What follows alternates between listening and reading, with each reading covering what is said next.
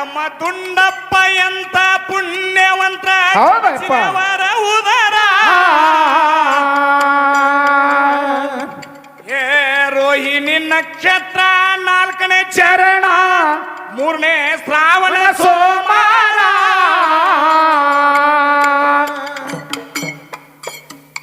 ಬ್ರಹ್ಮಚಾರಿಯಾಗಿ Amogi Sevak